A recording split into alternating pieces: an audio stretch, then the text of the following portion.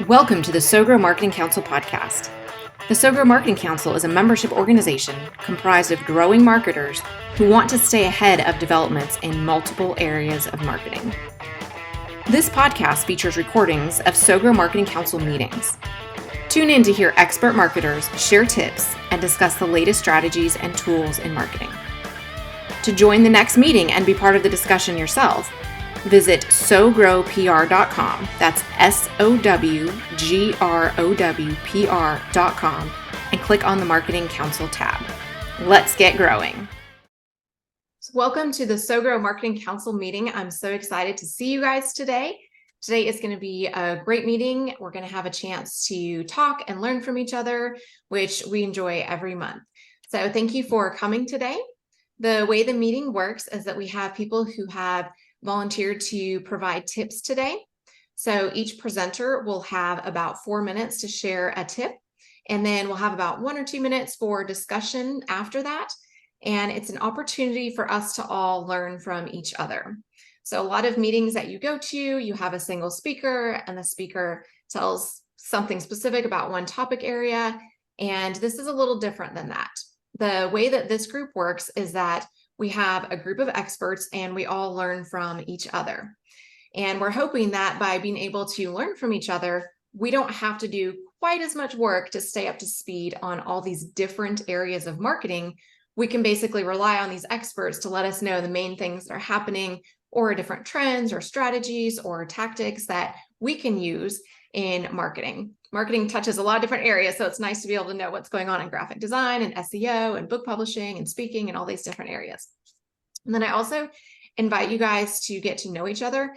I invite you to put your name and your company and your contact information in the chat and have coffee with each other, get to know each other. The main reason this group started is because I had people, they would ask me, can you recommend somebody for SEO? Can you recommend somebody to do my website? And I was always hesitant because I didn't always have a good person that I could rely on or that I knew was trustworthy. And so by attending these meetings and hearing from people, we get to know everybody and we get to know their expertise. And so we feel really comfortable recommending them so we can share business. And if you need PR, you probably need a book publishing coach, Anita, and you probably need sales and you probably need graphic design, social media, whatever it might be. So it's a really good opportunity to just share business and have companies to recommend as well. And when you share your tip, I will put the order in the chat. When you share your tip, just be sure to say your name and your company so we can get to know you. This is recorded, and so we have the video tips on YouTube. We often send the best tips to the presenters as well, so you guys can put those on your LinkedIn profile. You can send them in an email. You can use those as well. And then we also do this as a podcast. So I'm going to put some of this information in the chat. I've got a link to our next meeting, which is September 19th. So go ahead and sign up for that. And if you want to present at that meeting, go ahead and submit your tip. And then we have the link for the podcast. Go back and listen to the episodes. We've had lots and lots of episodes there. So there's just a wealth of knowledge there. And then we also have the YouTube channel. And then we also have a forum. So you can go on there and look. We have all these different topic areas. And if you have a topic you would like to post on the forum, please let me know, because we would love to have your expertise on there and we'd love to promote that as well. And so, yes, you can. Somebody just asked if you can share slides. Yes, you can. I've got it set so that you can share. So lots of people share slides. You don't have to share slides, but you are certainly welcome to do that as well. So I'm going to go ahead and put the order in the chat. And like I said, as people join, we'll just be able to do that. But if you have a tip that you've submitted ahead of time, that's great. And then if you were just attending as a guest, you're welcome to just introduce yourself at the end, because we'd love to just get to know you as well. So we are going to have Sarah Stewart kick us off today. And Sarah's also our timer. So she will let you know when she starts waving at you. If you hear a buzzer, that's your 4-minute timer. So she'll be able to just let you know when you're getting close to your time. All right, Sarah, I'm going to turn it over to you today. So in the marketing, in a lot of the marketing circles that I'm in, everyone's talking about GAI, which is generative AI for content marketing. So that's like, AI is kind of, it's everywhere. It's buzzy. I can't wait to hear Megan's tip, because she's going to talk about TalkDesk and AI for customer service and things like that, and chatbots. So that'll be super interesting. But generative AI for content, for content marketing and public relations is a hot topic, and it's something that, people have strong opinions about, and new technology is still coming out. So, chat, GPT, there's lots of other options out there, and there are new options coming up every day, and people are using this to create content, to create audio, code, images, text simulations, all kinds of different things. So it's happening. The adoption is really picking up. Here's some stats to kind of like get you thinking about it. Things grew since 2021, 250%. That's one stat. 88% of marketers believe their organization must increase automation to stay competitive. And this is competitive, not just domestically, but definitely internationally. As China and India and other countries are really stepping up the way that they use AI to do a lot of, as a tool, using it as a tool to do things to make, your marketing more personalized, to get more things done, all that kind of stuff. 90% of commercial leaders are planning to adopt generative AI solutions in the next 2 years. So, oh, and I didn't introduce myself. My name is Sarah Stewart. I work with SoGrow PR. I'm an account manager and social media strategist. So I've been doing this for 15 years, since I started in newspapers, so I definitely have that hard journalism bent where the AI stuff makes me very nervous. And then got into public relations and marketing. So, and I've been with Stephanie for about 7 or 8 years. I think August is my work anniversary. So this is where people in marketing are using AI right now the most. So paid advertising. This is a recent stat. I've got the reference down there, and I'll put this slideshow in the chat so you guys can look at it. Personalized email messages. Oh, Yana Tori, I'm so glad you're here. So Yana's going to talk about email, so she can kind of update us on what's going on there. So you can see the different, ways that people are using AI in their marketing.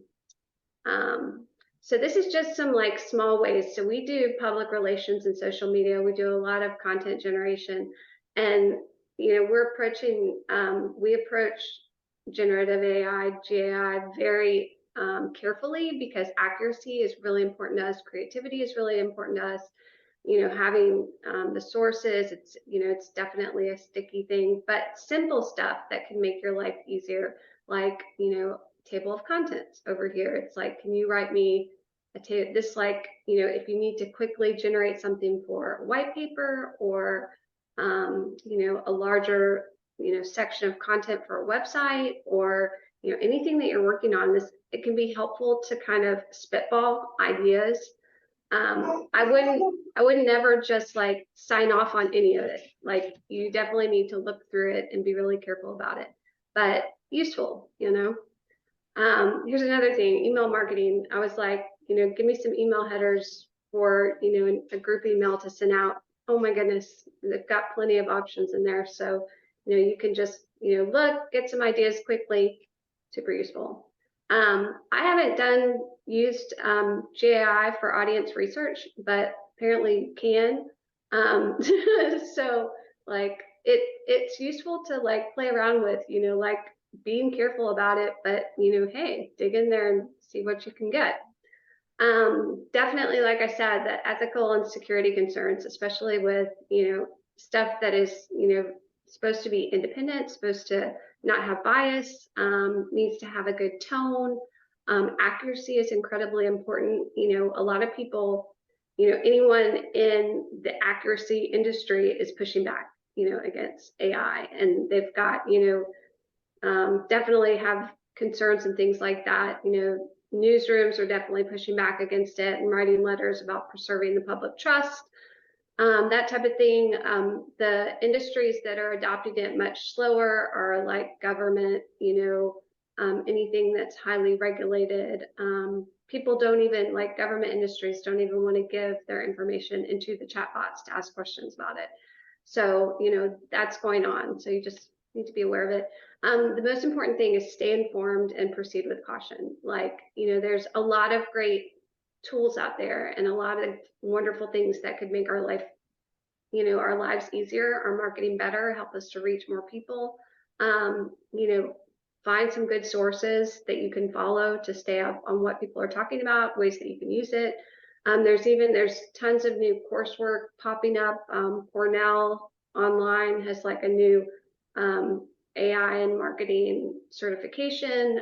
Media Post was really good for just news. It gave me a general sentiment in terms of like the headlines across the industry of pros and cons, and not just the positive stuff, where sometimes the trade publications covering it can be so positive, but not the negative as well. So my name is Sarah Stewart, and that's my tip. Great. Thank you so much, Sarah. Questions, thoughts for Sarah? It's such a hot topic right now.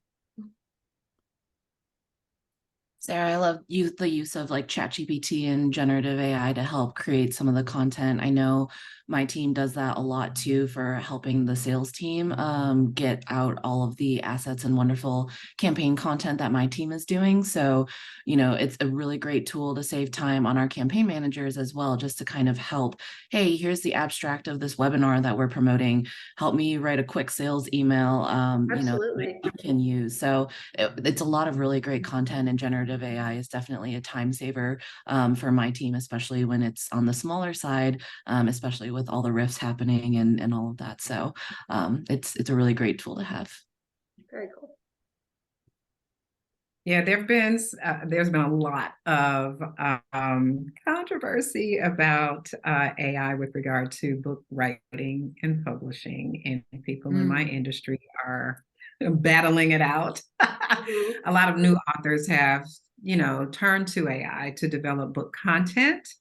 And of course, us on the production side are kind of waving the flag going, hold on, not so fast, because copyright issues and, Huge. the fact that if you can go online and generate content, which is essentially an accumulation of other content that's already out there, how does that vote for your readers? I mean, they could go and do the same thing, so why would they bother to read your book? So you're not really the expert. You're just grabbing some content from somewhere else. So we are sort of warning people to be careful. There are some great uses for AI in the book publishing industry as part of the process of publishing your book, which does not include actually writing your book. So it could be used in research. It could be used in, coming up with questions to help guide your beta readers and things like that, to give you feedback on your manuscript, but to not actually write your manuscript for you. Exactly.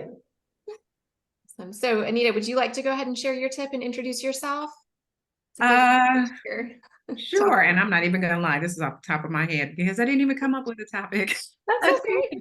And I've always got a tip if you don't want to, but you're welcome to present a tip. Oh, why not? You always have so much. What did your mama say? When you have an opportunity to speak, right? Go for it. Yeah. Good to be here, ladies. I'm Anita Henderson. I'm known as the author's midwife. My company is The Right Image, and I coach under writeyourlife.net. I'm an author, coach, and book publishing strategist, and I help smart people, corporate executives, entrepreneurs, speakers, coaches, consultants write, publish, and leverage business building nonfiction books. So these are the memoir, the self-help, how-to, subject matter exploration, and so forth. And I would say a tip for today is that people can actually use independent book publishing as a bridge to traditional book publishing. I talk to a lot of first-time authors, and their big dream is to be published by a big publishing house, right? And that's wonderful. And in the back of my mind, I feel like the parent of a student athlete who says, Mom and Dad, I'm going to just skip college and I want to go straight to the big leagues. And in my mind, I'm going, oh, bless their heart. That's so sweet. That's wonderful. Which is not to say that a traditional publishing deal is out of the question or that it is impossible. But with the way that the book publishing industry works, particularly these days, it's a long shot. It's really difficult. Traditional publishers are buying your brand. they're buying your following, and it should be thousands and thousands of people. And that is online. That is you showing proof that you've spoken to literally thousands, tens of thousands of people in person or virtually. And they want to know that you're bringing to the table lots of people who will buy whatever your name is on. And most first-time authors don't have that. Most regular people like us are coming to the book writing table with some knowledge and some experience and information, and we just want to share it, right? We want to share it, and then we want to leverage that book. And so we probably don't have, 100,000 followers on social media, and we may not have spoken to, 100,000 people over the last 12 months. And so I recommend that regular folks really do take advantage of independent book publishing, which a lot of people consider self-publishing. And I don't like to use that term because people think self-publishing means you have to do everything yourself. And you don't, and you shouldn't.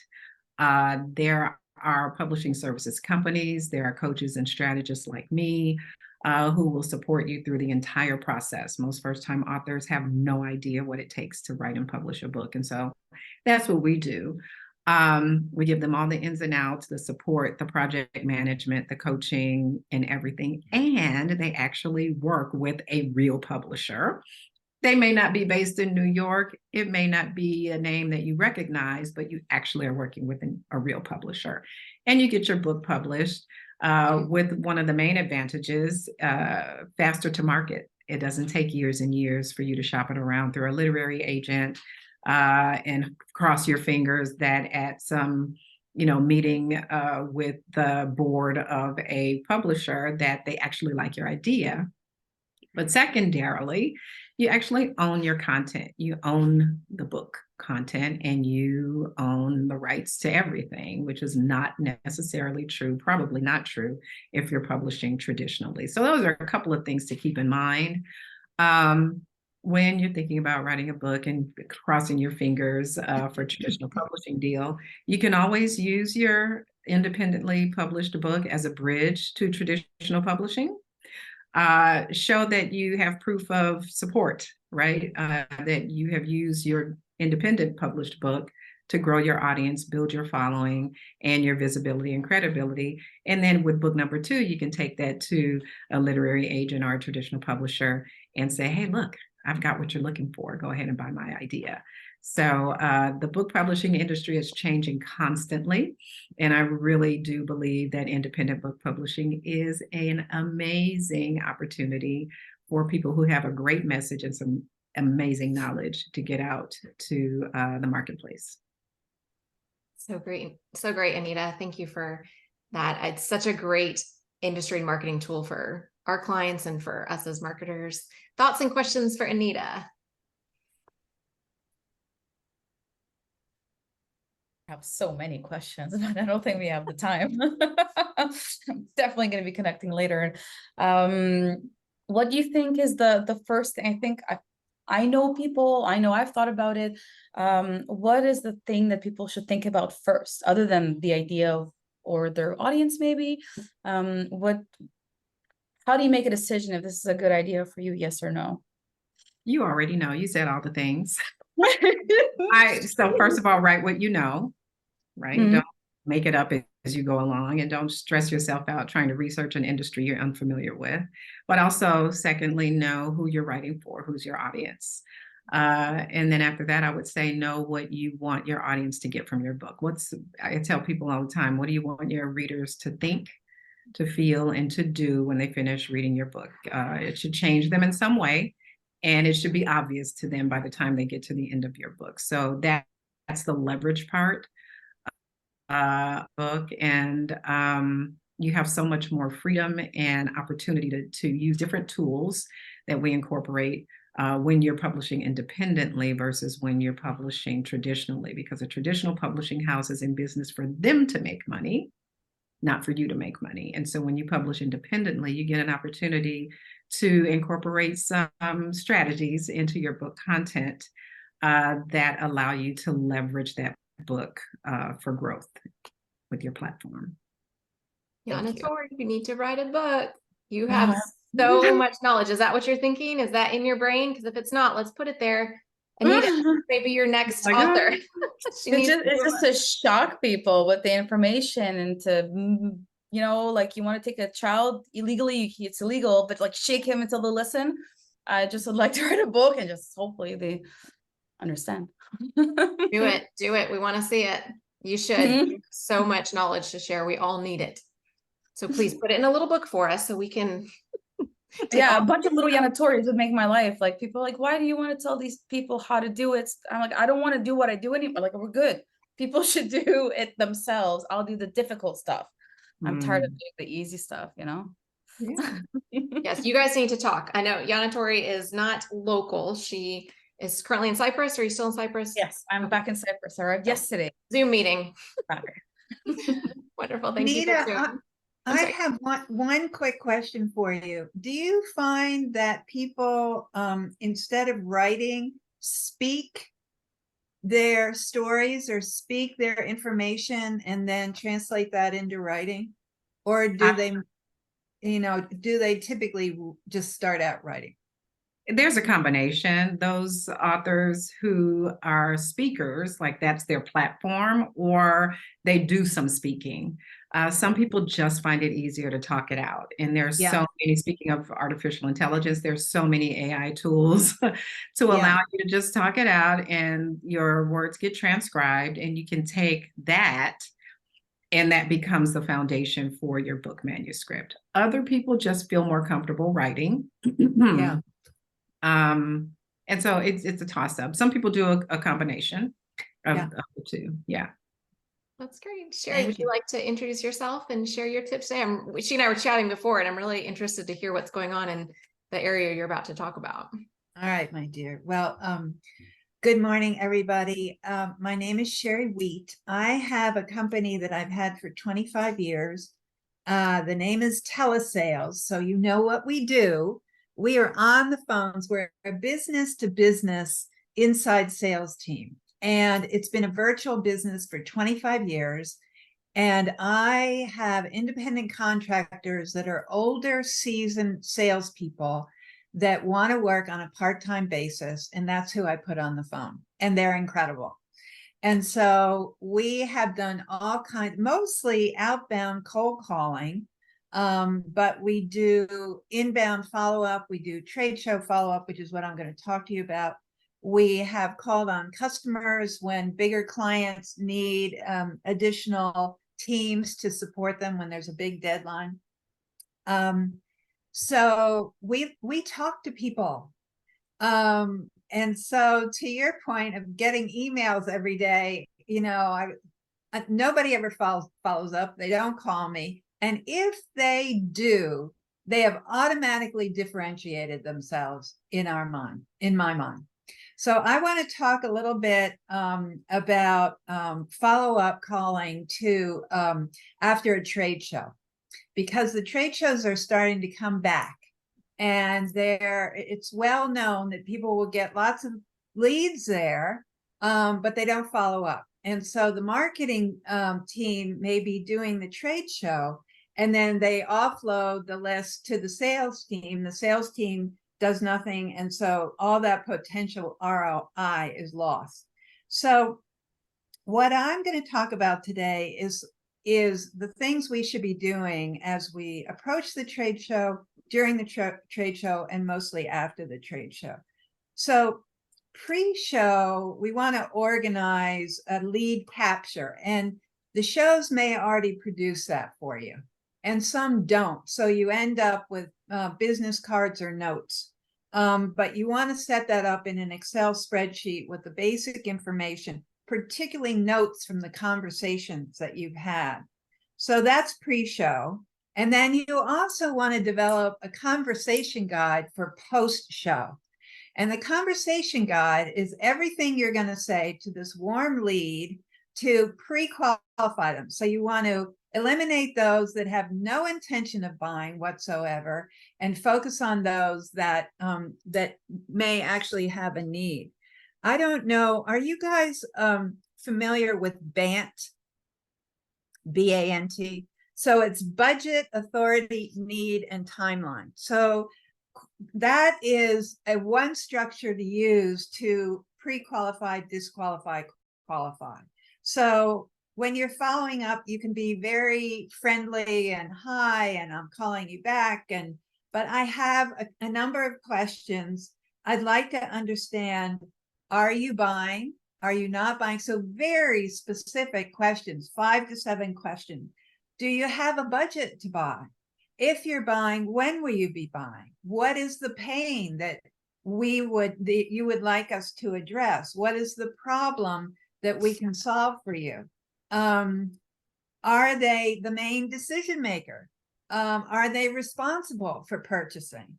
And what is their timeline? Are they buying now? Are they buying in 6 months, whatever?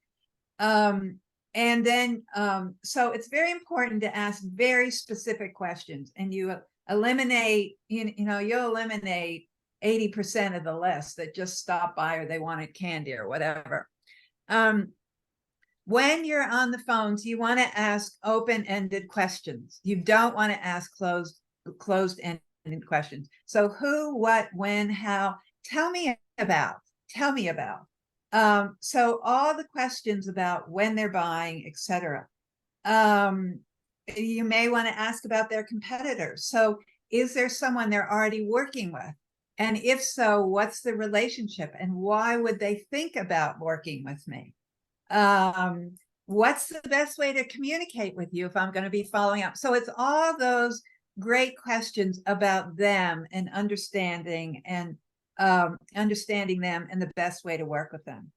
And then, so you're going to go through the process of sales. So how do we advance the conversation? What are the closing questions we're going to be asking? What are the upselling questions? So all of that can be developed before a trade show. So you're ready to rock and roll, and you can get on the phones within a day or two after a trade show, not Monday morning.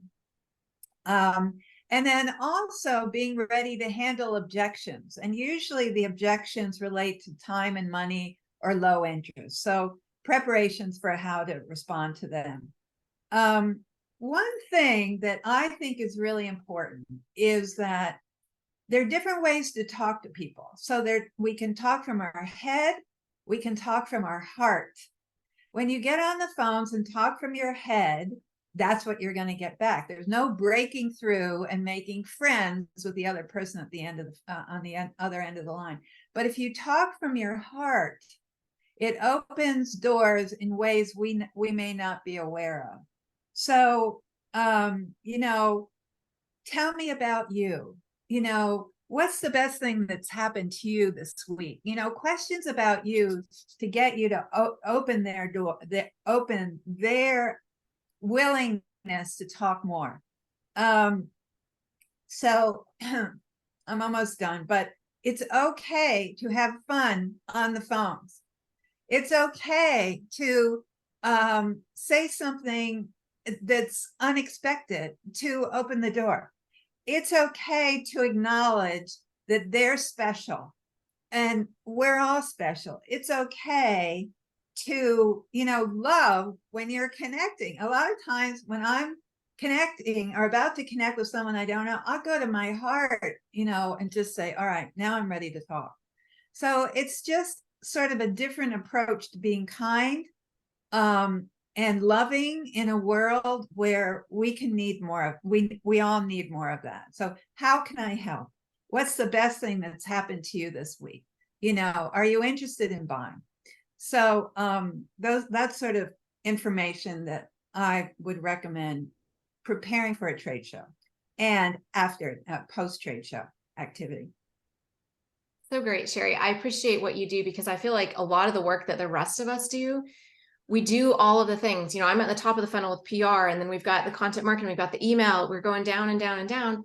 And I feel like where it falls apart is the sales piece. I feel like we give all these beautiful leads to these clients and then nobody follows up. And so having that piece, I think, is so critical. It's just really, really important. So Yeah. thoughts, questions for Sherry?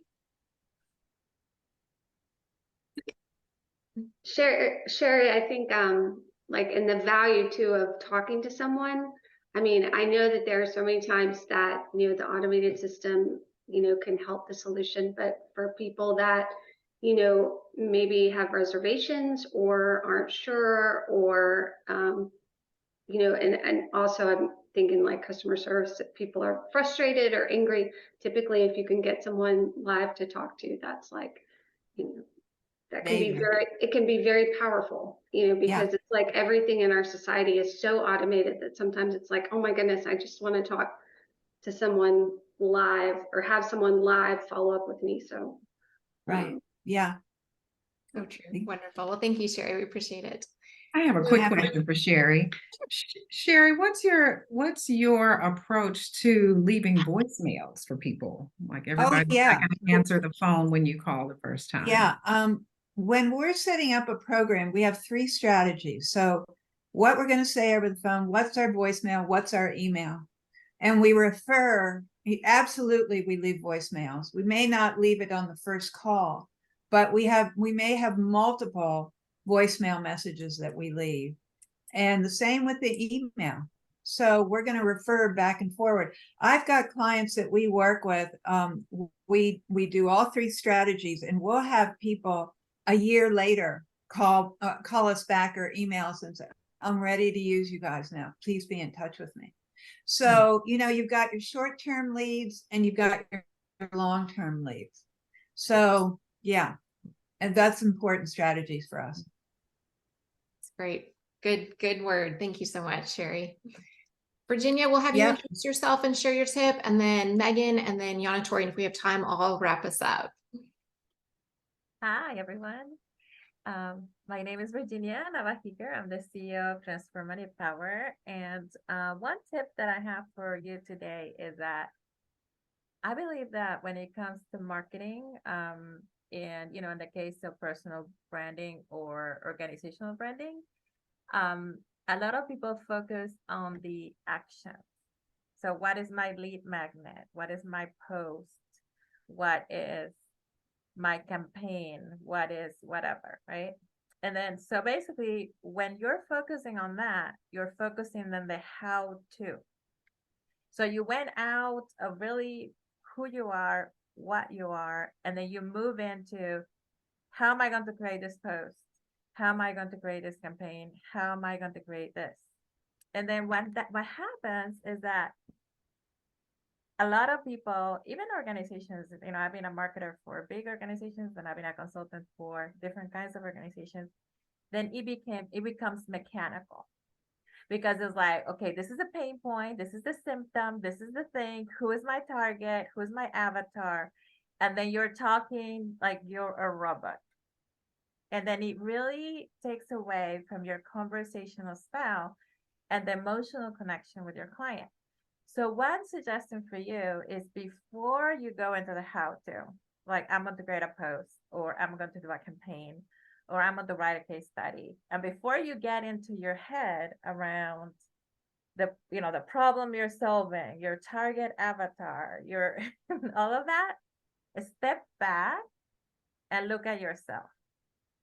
And I know this sounds really weird, right? But if you have your personal brand, look at yourself and think about yourself and say, how do I want to be remembered?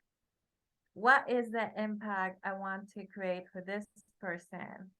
If this person comes across this post or comes across this campaign, how do I want to serve them? Like, how is this going to make their life better? How am I making their life better? If you're an organization and you're a leader of an organization, is how my vision, how is this vision? How is the group of my employees? How is my team making people's life better? Like, why am I even creating this ad in the first place? And then it gets you back to your mission. And I just recently, have a client that, I basically was like, you help all these parents, like you help them provide all these solutions. You're an advocate for their children, and you help them through all of these difficulties. And when she was able to really connect with her mission, she was like, oh yeah. And I was like, so do you have stories to tell? I was like, yeah, and do you have parent stories? I was like, yeah. And like, do you have your employees tell stories? I was, yeah. And then we created all these video campaigns for her around all these stories. But she was so, but I guess a lot of people before, they're so focused on the 1, 2, 3 tip, the one whatever, that is just not connected at all. But when you go back and then you really can simplify, because you can actually record yourself in a Zoom video for 3 minutes, connecting with your client, and then put it on LinkedIn instead of the 1, 2, 3 step that nobody cares and you sound like everybody else. So yeah, so I would say just it's a really, really, really important process. So the moment you start getting mechanic, stop, because it's not going to work. And then go back to, you're talking to a human being. You are connecting with a person. You're here for a reason. You're here for an impact. And when you do, you will see the huge difference that every single action you make is, and that has happened to me. So I hope that tip really helps you really stop being mechanical and really stand out. Because if you see all these ads, if you see all these posts, you'll see everything looks the same. And then you don't want to look the same. You want you and your company to look different. So. It's great. Thank you, Virginia. And it touches a little bit on what Sarah was saying about AI can be a little bit mechanical, and what Sherry was saying about those human connections. So it's definitely something as marketers we need to consider and keep in the forefront of our minds for sure. Any thoughts or questions for Virginia? Well, I think my thought is that when you take Virginia's advice and approach those engagements from the perspective of how do you want to be viewed, be remembered, and the experience that you want the other person to have, it kind of eliminates the feeling of loss if you don't hear back from them right away, right? Because you believe that you've made the impact that you want to make, and maybe they just are either not your people or they're not ready. And I think a lot of times when we go into conversations or when we show up on social media or whatever, we're so concerned that, I closed the deal, right? Because I've done here's the problem, here's the solution, blah, blah, blah, the things that we're not thinking about really the authenticity of the way we show up. And when we come to the table in the way that we want to and give in a way that says, I want these people to have this impact and have this experience, when we pull away and we don't get the answer we want right away, we can say, I did my part. I feel good about that. Yeah, and I wanted to share something really, really quick, if it's okay, Stephanie, I went to a training with this guy who's a singer, and he's amazing. And he said to me, Virginia, do not look at the likes, do not look at the engagement, do not look at anything. Because he said, it doesn't mean anything. And he said, okay, think about you're going to a networking group and you are in a room of extroverts and introverts. And he said, he was an introvert. And he said, Virginia, like the introverts may not even click or like or reply or anything, but they're reading your content. So they're almost like ghosts looking at your content. And I was like, so it really helped me like see all of this interaction from a social perspective, that not everyone, or for example, maybe somebody's looking for a job and like you're posting about how they find a job or something, but they're not going to like it because then people are going to see that they have it, but they read it, right? So I thought it was really interesting to think that sometimes even how we predict human behavior is actually not even accurate.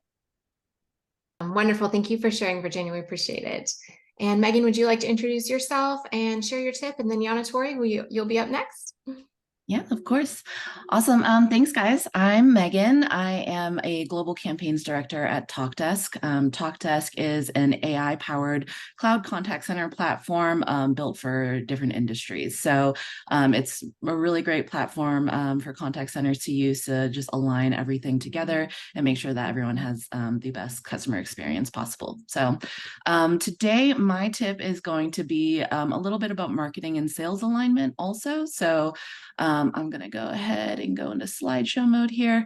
Awesome. So I want to talk about something that I did recently with my team. It's called a marketing campaigns Blitz Kit.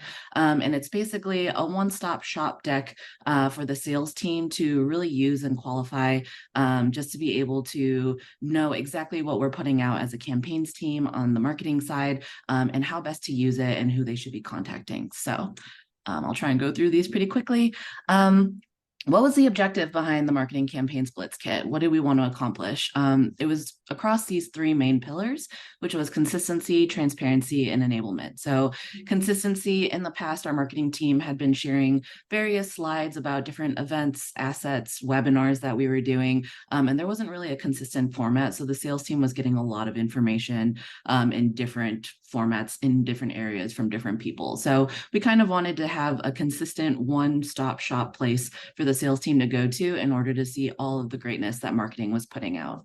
The second piece was transparency. So when asking the sales team to help us promote new assets or webinars or drive meetings at events, similar to what Sherry's talking about with the telesales, we wanted to be really transparent about like what we were kind of doing with each of our assets, each of our webinars, what was the purpose behind it, why is it important to our prospects, all of these wonderful things that they would be interested in learning when they're having those conversations with the end user or customers or prospects.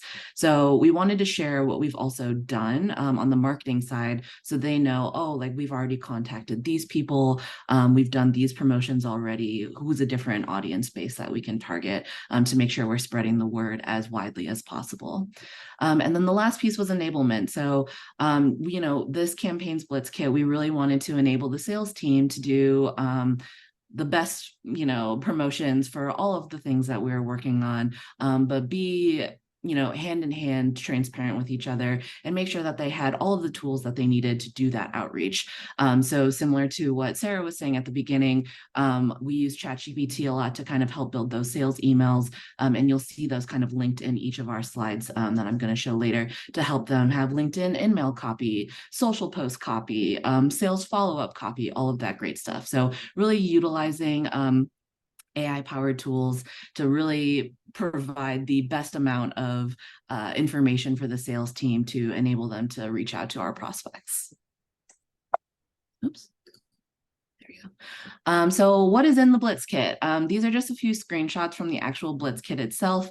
There's obviously the title page and then an index. All of them are linked and split up between all of the different campaigns that we have. So at TalkDesk, we have the overall CX persona campaign, which is our horizontal content. So anything related to CX, AI, all of our wonderful products that we have.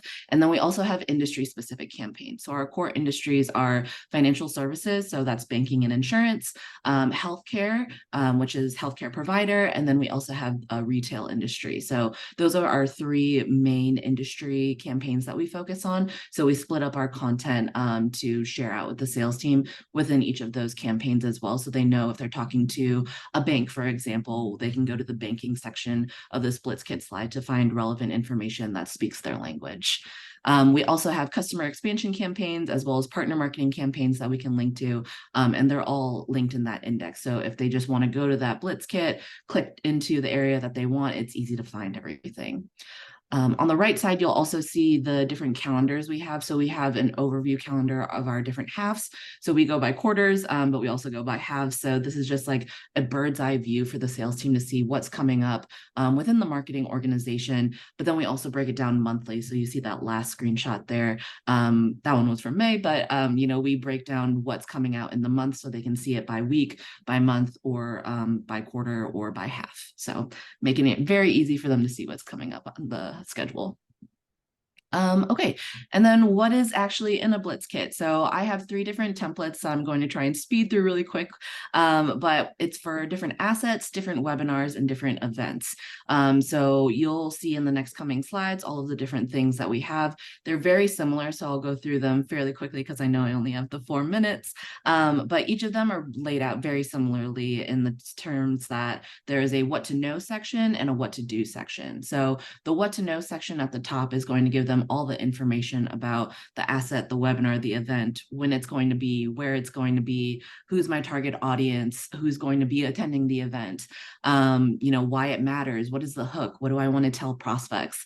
And then the what to do section is kind of like their action area. So similar again to what Sherry was saying earlier, you know, give the sales team exactly what they need to do, prep them to make sure that they're getting ready for an event, for a webinar, for, you know, sharing out an asset. So there's a promote this asset / webinar section, but there's also follow up with the assigned leads. So after the trade show happens, after the webinar happens, leads get assigned out. What do I do with it then? You know, all of the information is right there on each of the slides. So I'll go through those really quickly. First one, again, asset. Like I said, very similar layout to all of the other ones I'll go through later, but the what to know section is very clear at the top. It shows the topic of what the asset is about. We also have a little index in that top right corner with the campaign tactic title or tactic type topics, all of that good stuff. So when the sales team is going through the Blitz Kit, they can also look at that little corner index just to say, oh, I want something from the CX persona campaign. That's a report on generative AI. So we'll have all of those topics in the top. The why it matters is something that was really important to the sales team. We did talk with them and say, hey, what do you want to know about the assets that we're putting out? So they did give a little summary of like, hey, if you can give a couple of bullets of why this matters to the prospect, that would be great. So we put that in there. And then again, what to do, everything is listed out there. Who's the audience you should be targeting? Post this copy on your LinkedIn, send this LinkedIn email to promote this asset. And all of those link out to a template that has the copy available. We also link to outreach email templates and Salesforce email templates. So that's the easiest way for them to send things out. They have that just one click of a button and they can get to the assets that they need. Same with webinars, again, similar topic. I'll kind of skip through these. It just has the date as well and any important speakers, but very similarly laid out. And then same with events. So events is a little bit different from the assets and webinars in the sense that the what to do has a promote and book meetings area.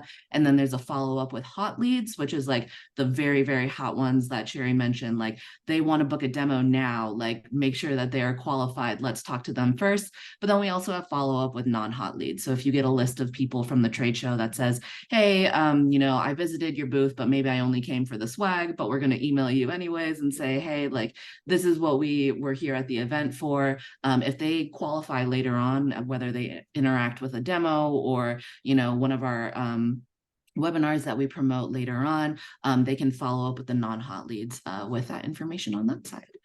So just a really easy way to kind of help the sales team with all of the wonderful marketing content that we're putting out, whether it's PRs, assets, content, all of the really great stuff. But yeah, just a one-stop shop area to kind of help your sales team just be informed of all the great things you're doing in marketing. Awesome. I appreciate it. Thank you for sharing, Megan. That's amazing. Just in the interest of time, I'm going to go ahead and jump to Yanatori. And if we have time at the end, we can do a little bit more discussion. I just want to make sure you guys, in case you have something coming up at 11, want to be respectful of time. So we're going to toss it to Yanatori, introduce yourself and share your tip, please. And then we'll see if we have a little bit of time at the end for some questions. Okay, perfect. I mean, you guys know me, I talk so quickly. So if anybody else needs to hear this again, you guys can like hear in like 0.5 speed. So I'm Anita. I'm a deliverability specialist. I am always the bearer of bad news because nobody ever thinks about deliverability until there's actually a problem. So my motto when it comes to email is that email doesn't matter if nobody actually gets the message. And my job is to make sure that people get the message in the inbox or promotion tabs or whatever it is that you're doing. The tab is going to be correct there. And today I will be talking about something very, very basic, but that everybody it has a little bit of different information when it comes to it. So I'm going to share an image here in the chat so that everybody has access to it. It is a very, very, very, very old study that's been done. So the people that are just listening, in 2015, all the way to 2017, somebody wanted to make sure that the open rates that MailChimp and HubSpot and all these companies were recording were the actual open and click rates, for example, that were true coming from people. And so what they did is that they were checking with specific companies what the email software provider was saying was the open and click rates. And then they were asking the actual providers, so on the Gmail side, on the Yahoo, Verizon, and so on, what did they see on their end? And they have the real information if people are actually opening, clicking emails. And as you can see over time, in 2015, about 95% was real click rates. By 2016, that dropped at 75%. And by 2017, about 30-something% of it were actual real click rates. And we all know that when it comes to email or click rates, depending on what business and industry you're in, are between 1 to 5%. So imagine now if I come in and burst your bubble and say 30% of that 1% is fake. So today I'll be talking about how email marketing metrics actually work. They've always worked this way. That's just how the technology works. So I'm going to start with open rates. When it comes to open rates, the only way for MailChimp and all these companies to know that somebody has opened the email on the other side is that they add an invisible image, a tiny, tiny tracking pixel, we call it, inside the email. And whenever an email is received, people are going to, the Gmail or Yahoo is going to download the content, including that invisible image, which then will tell MailChimp and so on that, hey, this email has been opened because that image has been downloaded. Now, the problem there is that when it comes to providers like Microsoft Office, or people who don't want to spend too much data on their phones, if they don't click on the I want to download all images or all content of the email, they might have opened the email, but that doesn't necessarily mean that the images have been downloaded. You have to click on the button, and only if somebody clicks on that button will then these email marketing companies know that it's been opened. So I usually use G Suite for most of the domains that I own, but I do have a domain on that's using Amazon. It's just free, so I use that. And when I receive marketing emails, I am too lazy, unfortunately, to click on that, download all images button, which means that these people don't know that I've opened the email. I have opened it, I've read it, I'm looking at the content, but I have not downloaded any of the images, the banners, or whatnot, which means also the tracking pixel has been open. So on their end, they don't see me as an open, and I have. And then you got the flip side. If your sender reputation is not doing very well, the spam filters are going to open and click on emails to make sure everything's okay. There's millions of things happening in the world of email every day in terms of scamming, phishing, spoofing, security. And sometimes it can be just luck. The spam filters need to look at what you're doing because you decided as, Walmart that I'm going to be talking about, selling clothes and wheels and oil changes. And then I want to talk about my pharmaceutical department. And then Google's going to take a step back and say, hey, you've always been selling products that are, normal products. Why are we now talking about pharmaceuticals? So in that case, they might open and click on links to make sure everything's okay, which then will then skew your statistics. When it comes to clicks, it's as simple as that. When it comes to MailChimp and so on, they're going to add a link over yours. It works the same way as it would for Bitly. So it's like a redirect. Every email times the number of links you have times the number of people or the number of links that these companies are going to create in order to track. So every person gets a different link. And that's how they know if somebody's clicked or opened an email. You might see, depending on the email marketing tool that you're using, that one company says like, this person opened the email 300 times. Trust me, it's not the person who loves your brand. It's a spam filter who's clicked on it 1,000,000 times. So what you can do for the click rates is connect to Google Analytics. That way you can compare what MailChimp or HubSpot or whatever you're using is saying to what Google Analytics is saying. If people are coming on your website and they all live in California, probably it's a machine. If they've clicked on the link and they've stayed on the website for less than a second, probably a machine.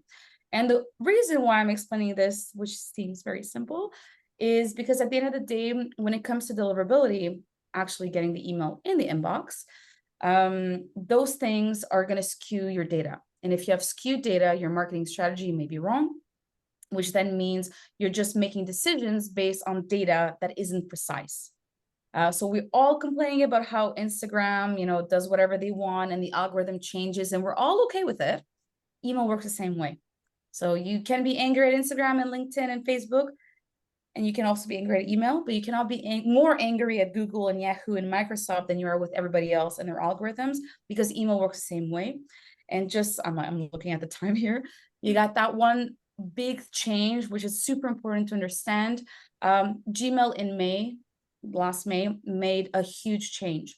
One of the things that they care about, other than being on block lists and good sender reputation, is engagement. Anybody who has very low engagement, and we're talking about on the Gmail side, so you may see 90% open rates, 30%. We're talking about what Gmail actually sees. They have started putting those emails in the spam folder the same way you would see on social media. So if I post a picture or a post on LinkedIn and my friends and my audience like it, LinkedIn is more likely to show it to other people that don't know me. And if I post something nobody likes and nobody engages with, no one will see it. Google has started doing the same thing with your emails. So I am not the same persona in my Gmail than my father, who is 73 years old, right? So even though he signs up to things because he wants to, I don't know, sign up to something, if Google doesn't think this is something he wanted to sign up to, the email goes automatically to spam.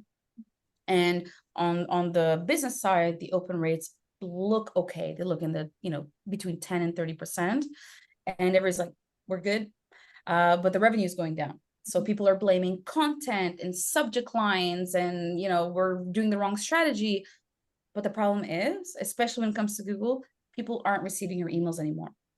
So if you guys go like on Reddit or all these websites, you're going to see people complaining about like MailChimp, my open rates have gone down. And what does MailChimp do?